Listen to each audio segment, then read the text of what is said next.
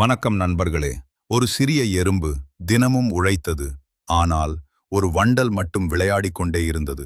அந்த முடிவு என்ன ஆனது தெரியுமா? இந்த கதையை பார்ப்போம். இன்று நாம் பார்க்கப் போகும் கதை ஒரு எறும்பும் ஒரு வண்டலும் பற்றியது. இந்த சிறிய கதை நமக்கு பெரிய வாழ்க்கை பாடம் சொல்லும். உழைப்பா இல்ல ஃபன்னா? யார் சரி? இந்த கதை உங்களுக்கு ஆன்சர் கொடுக்கும். ஒரு அழகான பச்சை வயல். அங்கே ஒரு சிறிய எறும்பு தினமும் வேலை செய்து கொண்டிருந்தது. சூரியன் உதிக்கும் நேரம் முதல் மாலைய ஆகும் வரை அது ஓய்வின்றி ஓடிக்கொண்டே இருந்தது. அது உணவு தானியங்களை சேர்த்து தன் குடிலில் சேமித்து வைத்துக் கொண்டது. அதே இடத்தில் ஒரு வண்டல் இருந்தது. அது தினமும் பாடி ஆடி விளையாடி எந்த வேலைக்கும் கவனம் கொடுக்கவில்லை. எறும்பு அதை பார்த்து சொன்னது, நண்பா, கொஞ்சம் வேலை பண்ணு, நாளைக்கு உனக்கு உதவும். ஆனா வண்டல் சிரிச்சு சொன்னது, இப்போ வாழ்றதுதான் லைஃப், என்ன டுமாரோ டுமாரோன்னு டென்ஷன். நாள்கள் கடந்து போனது.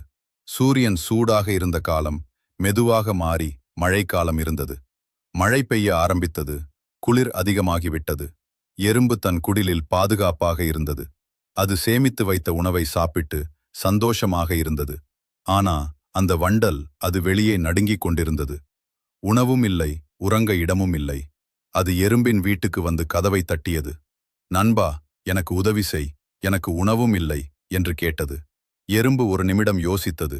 பிறகு சொன்னது, நான் உழைத்தேன், நீ விளையாடினாய். இப்போ கஷ்டம் வந்ததும் உதவி கேட்கிறாய். ஆனா இறுதியில் அது கொஞ்சம் உணவு கொடுத்தது. ஆனால் ஒரு பாடம் சொல்ல மறக்கவில்லை. சந்தோஷம் மட்டும் இல்லாமல் சரியான நேரத்தில் உழைப்பும் அவசியம். இந்த கதை உங்களுக்கு பிடித்திருந்தால் வீடியோக்கு லைக் பண்ணுங்கள்.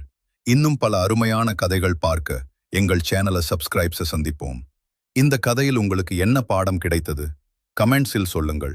மீண்டும் ஒரு புதிய கதையுடன் சந்திப்போம்.